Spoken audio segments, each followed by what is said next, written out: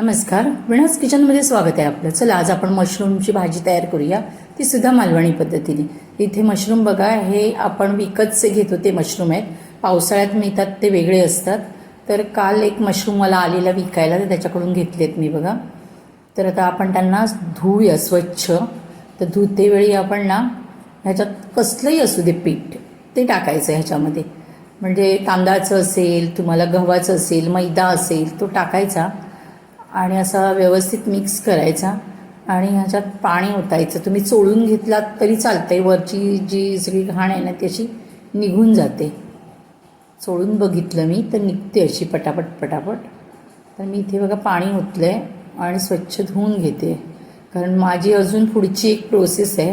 कारण माझ्या माइंडमध्ये जे बसले तेच मी करणार. घरातले मला खूप ओरडतात, सगळेजणं इतक्या सोप्या पद्धतीने करतात, तू कशाला अजून टाईम वेस्ट करतेस. पण ते मला काय बोलू, मी स्वच्छता माझी आडवी येते असंच म्हणेन मी. तर असे मी 2-3 वेळा पाण्यातनं काढले. तुम्ही माझ्या चॅनेलवर नवीन असाल तर माझ्या चॅनेलला लाईक शेअर सबस्क्राईब करा. बघा किती घाण पाणी आलं आहे. हे बघा आता दुसऱ्या पाण्यात टाकलेत. असे 2-3 पाण्यात मी आधी त्यांना चांगले खळखळून काढले आणि त्याच्यानंतर तुम्हाला पुढची प्रोसेस दाखवते. हे बघा, हे आम्ही जी पावसाळ्यात मशरूम येतात ना, अळंबी म्हणतो आपण, तर त्यांना आम्ही असेच सोलतो.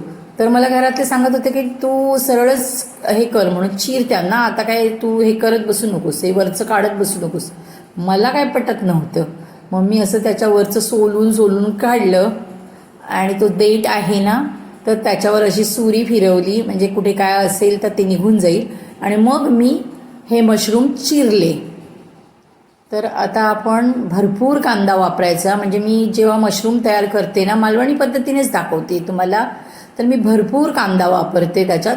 कारण मशरूम ना असे आळले जातात, कमी होतात ते. त्यामुळे कांदा छान लागतो मशरूममध्ये जास्त वापरला की. आणि हे आहे आपलं मालवणी वाटप कोकणातलं. ह्याचा व्हिडिओ आपल्या चॅनेलवर आहे. आणि ह्या वाटणामध्ये कांदा, खोबरा, आला, लसूण आणि थोडीशी कोथिंबिरीचे देठ असं मस्तपैकी भाजून टाकलेलं आहे.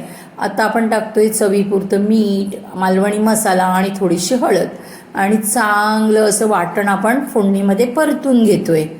आता आपण जे स्वच्छ केले, तुकडे केले, ते मशरूम टाकतोय. हे बघा, कट करून घेतलेले मशरूम. तर आता ते सुद्धा आपण छान असे फोडणीत फिरवूया.